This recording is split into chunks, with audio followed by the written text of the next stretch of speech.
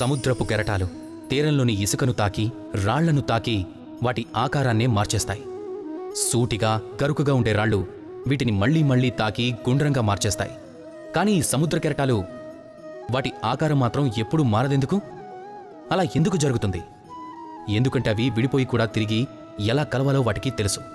దానర్థం ఈ కెరటాలు విడిపోయినప్పుడు వాటి మధ్య భేదం తప్పకొస్తుంది.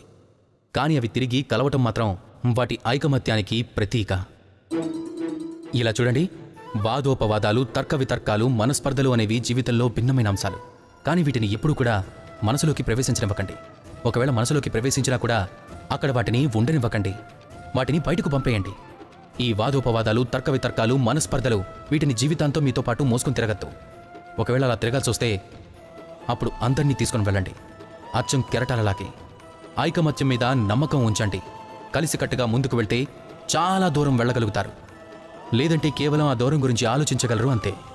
మీరు ఏం కోరుకుంటారు అనే నిర్ణయం మీదే. రండి, నాతో పాటు ప్రేమగా చెప్పండి, రాధా కృష్ణ.